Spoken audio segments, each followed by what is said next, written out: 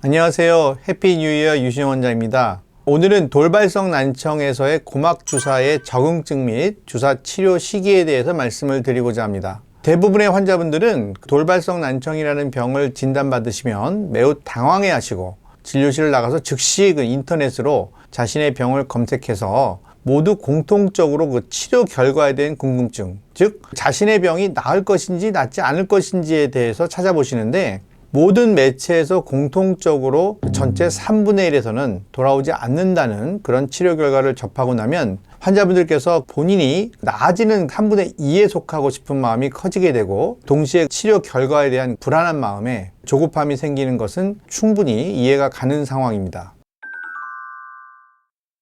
또한 돌발성 난청에서 가장 중요한 개념은 치료 시기를 놓치면 안 된다, 즉 골든타임이라는 개념입니다. 근데 저는 이 시간 왜 치료를 빨리 하면 빠를수록 좋은지에 대한 이유를 좀 알고 치료에 임하시기를 바라는 마음에서 잠시 설명을 드리려고 하는데요. 이 골든타임은 심근경색이나 호흡 정지에 의한 뇌 손상 시 일정한 시간 내에 치료하지 않으면 환자가 사망하거나 치명적인 손상이 회복이 되지 않는다는 개념입니다. 즉, 빠른 처치를 하지 않으면 세포가 죽기 때문에, 한번 죽은 세포는 영원히 회복이 되지 않기 때문에 응급 조치를 해야 된다는 치료 개념이죠. 그래서 돌발성 난청은 귀 영역에서는 유일한 응급질환입니다.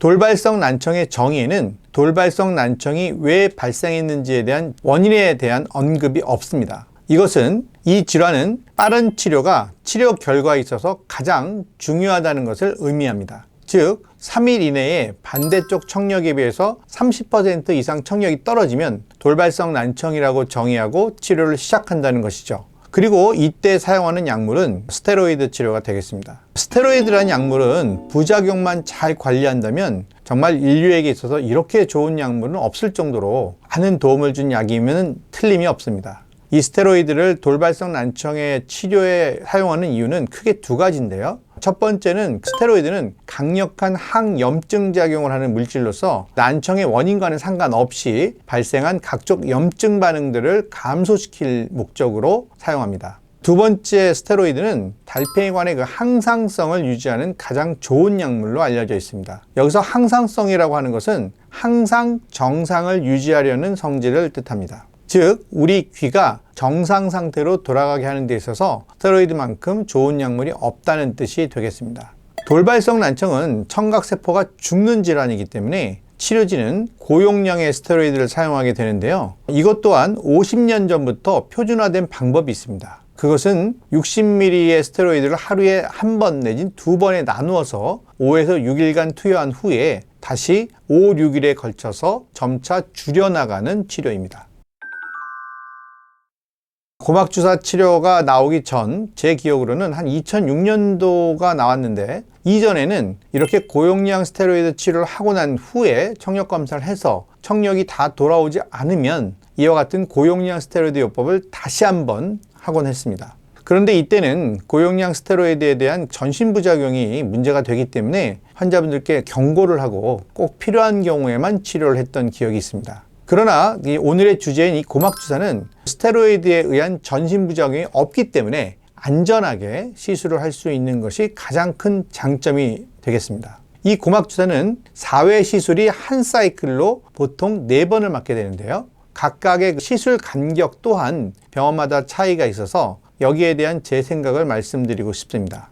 고막주사 시에는 덱사메타존이라는 약물을 사용하는데, 이 약물의 반감기라고 해서요, 약물이 대사되는 시간이 약 56시간 정도 됩니다. 이를 근거로 하면 3일, 즉 72시간이 넘어가면 치료 효과가 떨어진다고 볼 수 있기 때문에 주사는 하루에서 이틀 간격을 두고 투여하는 것이 가장 효과를 극대화할 수 있는 방법입니다. 또한 언제부터 이 주사를 맞아야 하는가에 대해서도 병원마다 좀 차이가 있는데, 이것에 대한 저의 확고한 생각은 고용량 스테로이드 처방을 받는 환자분의 경우에 스테로이드 용량이 줄어드는 6일째 다시 병원에 오셔서 검사를 권합니다. 이렇게 되면 아까 말씀드렸던 고용량 스테로이드 요법이 5일까지는 한 60ml를 사용한다고 했고, 그 다음부터 이렇게 점차 용량을 줄여나간다고 했는데요. 그러면 5일 동안 전체 스테로이드 투여량의 한 70%를 투여하게 됩니다. 따라서 이 시점에서 치료진이 기대하는 효과는 적어도 처음 청력에 비해서 약 50% 정도의 청력은 좀 올라와 줘야 한다는 것이고, 그래야 우리가 최종적으로 좀 좋은 결과를 기대할 수 있으니까요. 그래서 저는 고용량 스테로이드 투여 6일째에 청력 검사를 해서 최초 청력에 비해서 50% 이상 올라오게 되면 추가 치료 없이 남은 스테로이드를 다 복용 후에 치료 결과를 다시 평가하지만,